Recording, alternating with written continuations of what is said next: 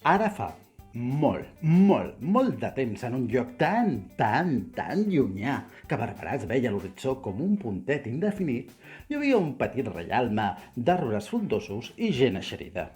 Cada any, quan arribava la primavera, un drac diferent, a vegades vermell, a vegades verd, a vegades rinoceront, arribava al reialme per instal·lar-se en una cova propera.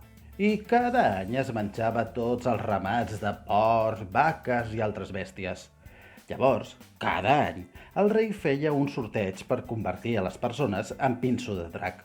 I cada any acabava tocant-li a una de les filles del rei, una princesa que havia de ser menjada pel drac de Thor. I vet aquí que cada any, al darrer moment, apareixia una persona cavallerosa que, com cada any, derrotava el drac i salvava la princesa. I cada any creixia una rosa de la sang del drac que cada any la persona cavallerosa oferia a la princesa com a regal. I cada any era així, des de feia molts anys. Però vet aquí que aquell any no va ser com cada any. Aquell any un drac va arribar abans d'hora, quan ningú l'esperava. Cap infant, avi, àvia, rei o funcionari de correus el va veure arribar, perquè aquell era un drac molt diferent, més astuc que la resta i, això és important, molt més petit que qualsevol altre rei. Però tan petit era que ningú el va saber veure quan va arribar. El drac, quan va entrar al reialme, no va romandre en cap cova. En comptes d'això, es va amagar entre la gent, a vegades a les soles de les sabates, altres entre els dits de les mans. I en silenci, el drac es feia gran i fort. Aprofitava que era petit per menjar-s'ho tot el que trobava. I quan més menjava, més gran es feia. Tant va menjar i tan gran es va fer que finalment va ser inevitable no veure'l. Però llavors ja era massa tard. Com encara no era primavera, el rei no havia fet avisar cap persona cavallerosa, ni havia amanyat el sorteig perquè li toqués ser segrestada a l'única filla que li quedava soltera. Però encara que no l'esperaven, de cop allà tenien el drac d'aquell any, fent-se cada cop més terrible. No m'heu vist i he guanyat. Ara sóc massa gran per ser derrotat. I així era, perquè quantes més persones cavalleroses arribaven d'urgència i per més sants i jordis que fossin, el drac sempre acabava per derrotar-los i més gran es feia. Així que la gent del reialme, cada vegada menys nombrosa, va quedar muda al saber que aquell any, per primera vegada a la història, el drac els havia vençut.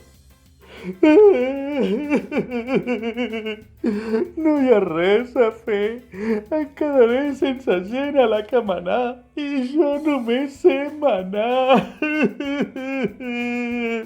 Plorava desesperat el rei pels carrers del reialme amb unes tisores a les mans amb les que pretenia derrotar el drac.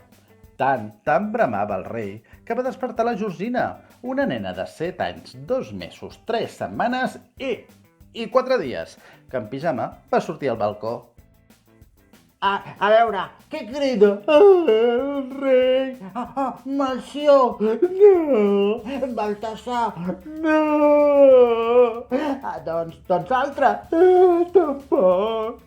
Sóc el rei del reialme d'aquest conte.